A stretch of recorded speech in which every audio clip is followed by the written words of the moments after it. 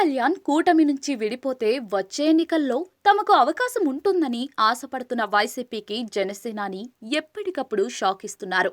పవన్ కళ్యాణ్ ఇటీవల చేస్తున్న హిందూత్వ రాజకీయం, మహారాష్ట్ర ప్రచారంలో కూడా పూర్తిగా ఆయన బీజేపీ భావజాలంతో చేసిన ప్రచారం వల్ల పవన్ దక్షిణాది మొత్తం విస్తరించడానికి ప్లాన్ చేసుకుంటున్నారని, అంతా బీజేపీ మార్గనిర్దేశంలో జరుగుతుందని కొంతమంది ప్రచారం ప్రారంభించారు.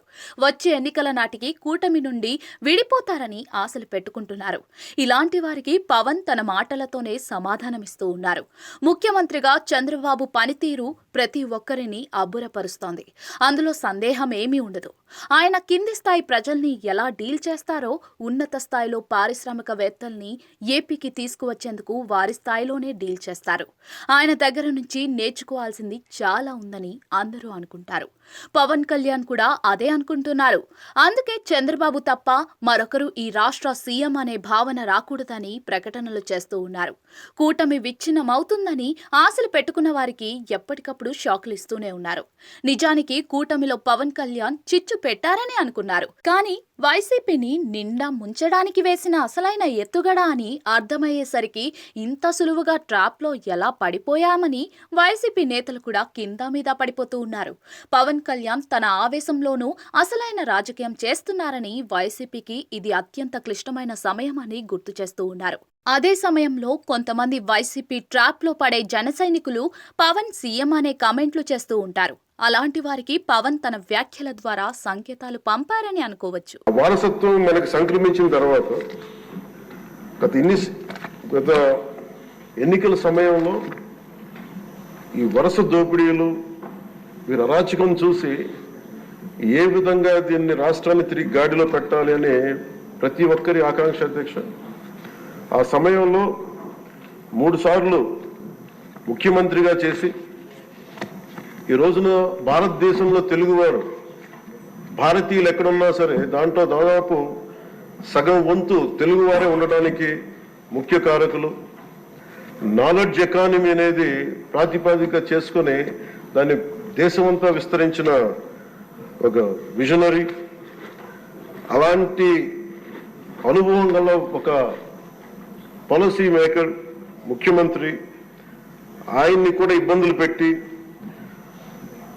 ఆ రోజు జైల్లో పెట్టినా, ఆయన్ని ఎన్ని రకాలుగా పెట్టినా ఒకటే అనుకున్నాం, ఇలాంటి వారసత్వంగా వచ్చిన సమస్యలను మనం ఎలా అధిగమించగలం అని.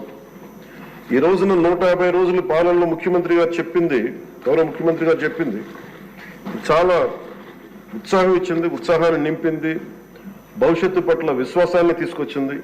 సో మనస్ఫూర్తిగా వారికి నా ధన్యవాదాలు తెలియజేసుకున్నాను అధ్యక్ష. నాకు సంపూర్ణమైన విశ్వాసం ఉంది అధ్యక్ష. ఇది మొన్న మహారాష్ట్రకి వెళ్తే నేను ఆ మాట చెప్తున్నప్పుడు ప్రతిసారి మన రాష్ట్రం మీద చాలా బాధ అనిపించింది.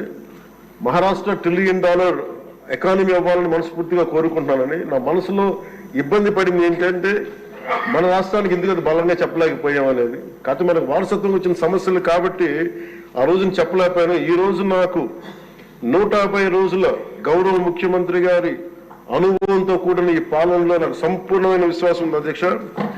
ఆంధ్రప్రదేశ్ $1 ట్రిలియన్ ఎకానమీగా అతి త్వరలోనే ఈ 5 సంవత్సరాలు వెళ్తుందని మనసు సంపూర్ణ విశ్వాసం ఉంది. $1 ట్రిలియన్ మన ప్రజలకు అర్థం అవడానికి 7,65,000 కోట్ల ఎకానమీ.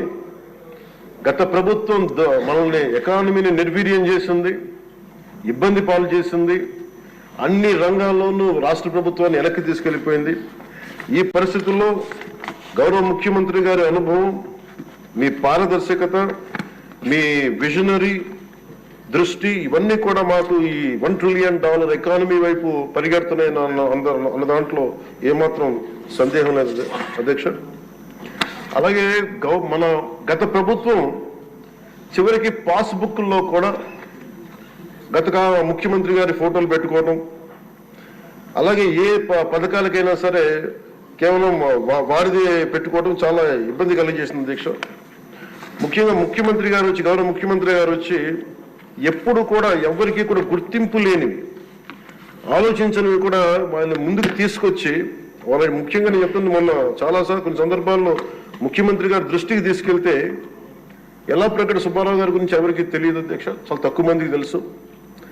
వారి పేరుని నేను ఒక మాట ప్రస్తావించగా నేను ఆయన దృష్టికి తీసుకురాగానే ఆయనకి పేరు పెట్టడం ఆయన దార్శనికతకి చాలా అర్థం పడుతుంది అధ్యక్ష. ఎందుకంటే ఎవరెవరి పేర్లు నిన్నగాక మొన్న వచ్చిన వ్యక్తి పాస్బుక్లకి పేర్లు ఆయన ఫోటోలు వేసుకున్న దాన్ని నిజంగా దేశం కోసం ప్రజల కోసం కాంట్రిబ్యూట్ చేసిన వ్యక్తికి అది గుర్తించడం అనేది మనస్ఫూర్తిగా ముఖ్యమంత్రి గారికి నా ధన్యవాదాలు తెలియజేసుకున్నాను అధ్యక్ష.